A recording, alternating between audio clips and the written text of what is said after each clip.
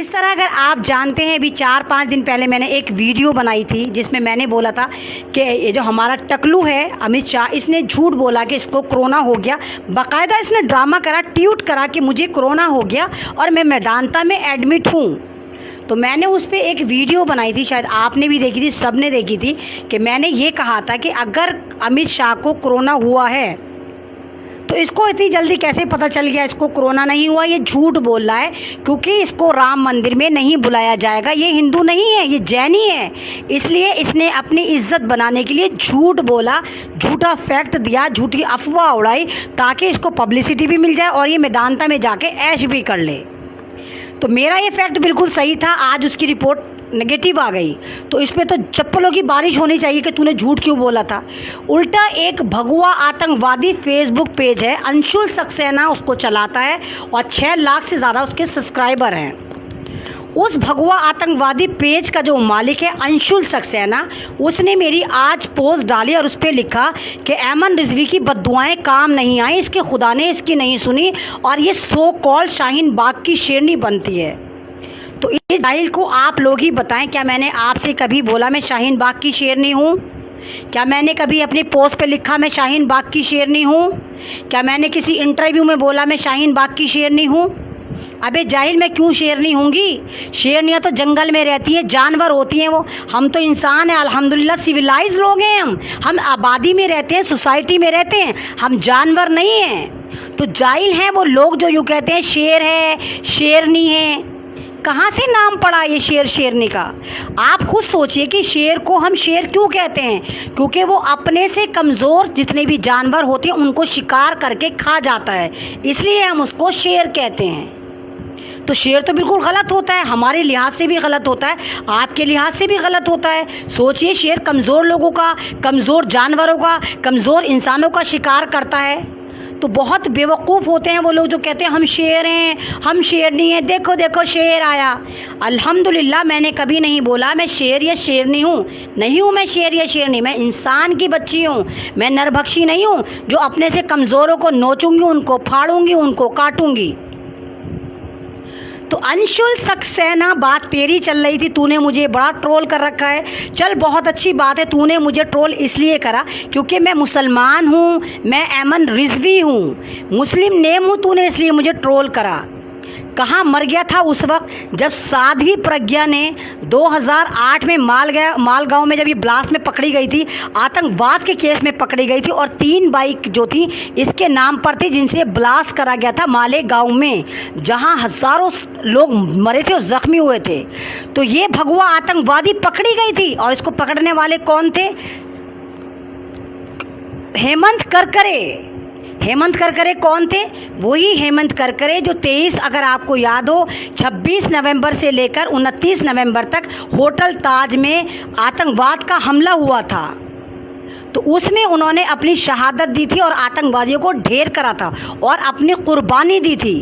वो ATS के chief थे। तो उनके बारे में इस भगवा आतंकवादी ने, ये साध्वी प्रज्ञा ने, जो बीजेपी की बहुत बड़ी लीडर भी है और भोपाल से मेंबर ऑफ पार्लियामेंट भी है, इसने बोला था इनके आगे इसके कर्म आए, अच्छा हुआ मर गया।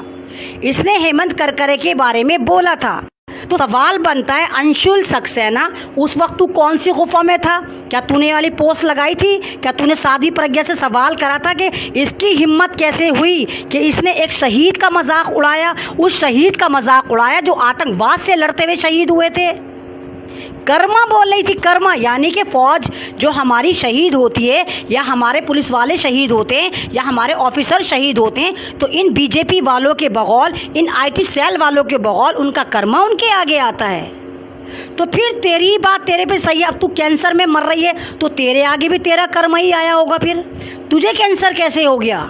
तू तो बड़ी बहुत अच्छी है, तू तो देशभक्त है, तू तो सब कुछ है, फिर तुझे कैंसर कैसा हुआ? यानी कि तेरे आगे भी कर्मा आया। जब तू शहीदों के आगे उनकी शहादत पे मजाक उड़ा रही है, उनका मजाक उड़ा रही है, उनके लिए बदतमीजी की बात कर रही है, स्ट्रीम चैनल पे आके इंटरव्यू दे के कह रही कि अच्छा हुआ हेमंत करकरे मर गया, उसका कर्मा उसके आगे आया और मेरा श्राप लग गया, मेरी बद्दुआ लग गई। और कमाल है भाई, सलाम है ऐसे हरामखोर स्ट्रीम मीडिया को कि इन्होंने कुछ नहीं कहा, इन्होंने ये नहीं कहा कि तू किसके बारे में बात कर रही है। तू शहीद के बारे में बात कर रही है, तू उनके बारे में बात कर रही है जिन्होंने आतंकवाद से मुकाबला करते हुए अपनी जान गंवा दी। तो अंशुल सक्सेना तेरी माँ है, वो तो साध्वी प्रज्ञा, क्योंकि वो भी तेरी तरह आतंकवादी है, भगवा सोच वाली है, तू भी भगवा सोच वाला है। मैं ऐमन रिजवी भगवा सोच वाली नहीं हूँ, और मैं बाय चॉइस नहीं, अल्लाह का शुक्र बाय बर्थ मुस्लिम हूँ। इसलिए तू मुझे ट्रोल कर रहा है कि शाहीन बाग की शेरनी ने बद्दुआ दी। अबे जाहिल, तू मेरे बारे में अच्छा ही लिखता कि देखो ऐमन रिजवी का फैक्ट बिल्कुल सही हुआ। ऐमन रिजवी ने बिल्कुल सही कहा था, अमित शाह ने झूठ बोला, इसने ड्रामा करा, ये टकलू जान के एडमिट हो गया था, इसे कोई कोरोना नहीं था। अगर तू वाकई एक बाप की औलाद था तो तू ये लिखता, अंशुल सक्सेना, तू मेरी तारीफ करता कि ऐमन रिजवी ने बिल्कुल सच बात बताई थी। उल्टा तू मुझे बकवासी कर रहा है। और जितने भगवा हैं सारे के सारे, हाँ इसके खुदा ने इसकी नहीं सुनी, खुदा भी नहीं सुनता, खुदा के यहाँ दुआ कबूल नहीं हुई, खुदा के यहाँ बद्दुआ कबूल नहीं हुई। जाहिलो, मेरा फैक्ट देखते, मैंने ये कहा था अव्वल बात तो इसको कोरोना हुआ नहीं, अगर इसको कोरोना हुआ है तो ये मरना चाहिए। और माफ़ करो, हेमंत करकरे तड़ी पार नहीं थे, वो गवर्नमेंट का काम करते थे। ये अमित शाह, ये टकलू, इसे मैं तड़ी पार नहीं कहती, इसको तड़ी पार गुजरात ने करा था, वहाँ की कोर्ट ने करा था, अदालत ने करा था, संविधान ने करा था, जब इसने फर्जी एनकाउंटर की झड़ी लगा दी थी। एक के बाद एक ये लोगों को मारे जा रहा था। उस वक्त इसको तड़ी पार कहा गया था और करा गया था।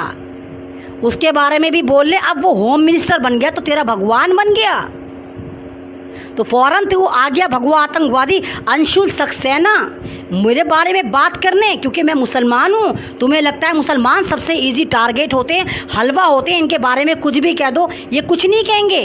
इन्हें मारो, इन्हें काटो, इन्हें आस्था के नाम पे काटो, इन्हें राम मंदिर के नाम पे काटो, इन्हें दिल्ली दंगे के नाम पे काटो, इन्हें हिंदू के नाम पे काटो, बस काटो काटो काटो। तूने ये सोच रखा है अंशुल सक्सेना, तुझे घटिया पब्लिसिटी चाहिए तो भीख मांग ले बैठकर। सारे आईटी सेल में तो तू घुसा हुआ है, सबसे कह दे मिलियन में तुझे फॉलोवर कर देंगे। घटिया पेज चला रहा है तू, और तूने सारे के सारे भगवा आतंकवादियों को अपने हाथ टांग लिया, और तू मेरी पोस्ट लगाकर ड्रामेबाजी कर रहा है। तो मैं तो तुझे थैंक्स कहूँगी कि अल्लाह का शुक्र है तूने मुझे नफरत में ही सही याद तो करा। मुझ जर्रा को, मुझ अदनी सी ऐमन रिजवी को तूने इतनी इज्जत तो दी। मेरी नज़र में वो इज्जत है, तेरी नज़र में ना हो, मेरी नज़र में इज्जत है कि किसी भगवा आतंकवादी ने मुझे नोटिस तो करा कि मैं क्या बात करती हूँ। तो ये ड्रामे चल रहे हैं भाई, ये सारे ड्रामे ये चल रहे हैं, सारे इनके ये चल रहे हैं। ये सारी ईवीएम में घोटाले वाली सरकार है। मैं आपसे अभी भी कह रही हूँ कि अभी भी आप लोग सुधर जाइए। बिहार में इलेक्शन है, इनको मज़ा चखाइए और डिमांड करिए, हमें ईवीएम से इलेक्शन नहीं चाहिए, हमें ब्लड पेपर से चाहिए। अभी यूपी में इलेक्शन है, औकात याद दिलाइए यूपी का जो